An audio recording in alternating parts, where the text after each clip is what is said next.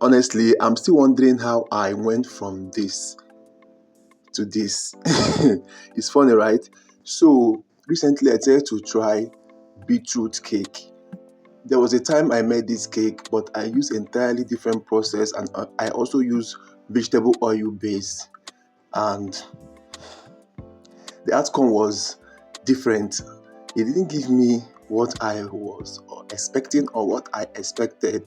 So I decided to try it in a different way using the margarine or the butter base.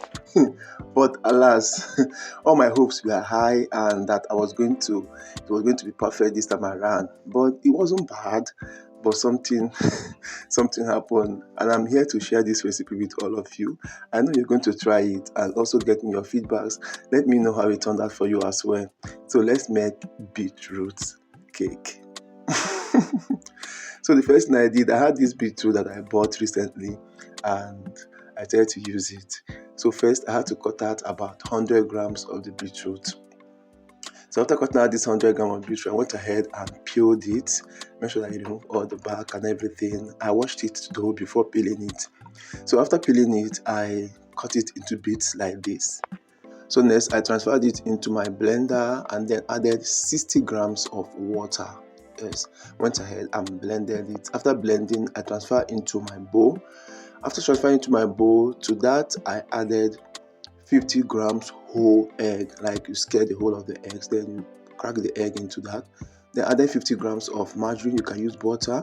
60 grams of granulated or caster sugar, whichever one you want to use, but caster sugar is what I used and it's better because it has less granules. Went ahead and combined everything just as you see in the video.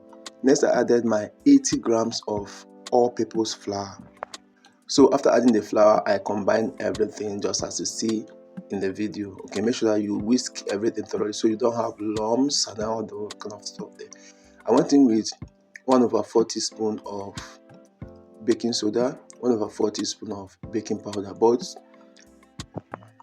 and next I added half teaspoon of white vinegar. So after adding that, I make sure that I whisk thoroughly so that I don't have some of this baking powder or baking soda, on one side and not on the other side.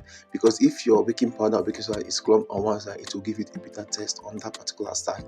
Next, I added half teaspoon of my combo flavor, added 1/4 teaspoon of cinnamon powder, and then I combine everything. Like I make sure that I whisk this very well so that it's going to be light, creamy, fluffy, whatever, so that there will not be any issue or any story at all. Then I place my mini loaf pan. This is my 5 by 3 inches loaf pan. I placed it on my scale and I scaled this up to 300 grams. Then make sure you heat on a wet surface to ease that air and to level out the batter. Then I transfer this in my preheated oven and I bake at 150 degrees C for 60 minutes. After 60 minutes, I took this out and then it was ready. But to my greatest surprise, my cake went from purple to this green color. I was like, how? But in spite of that, the cake tasted so good. Like it tasted good. It has this kind of subtle taste, not that too sweet, not that too, I don't know, but it tasted so good. And I wish you just try it and let me know in the comment section how it turned out for you. But so what could be the chemistry behind the change in color? Is it the baking powder, or is it the baking soda, is it the vinegar, or is it that the color reacts with the margarine or the oil in the cake, or what? I need to know what actually is the reason for the color drift. I want to know in the comment section. Maybe I'll also do research about that to know.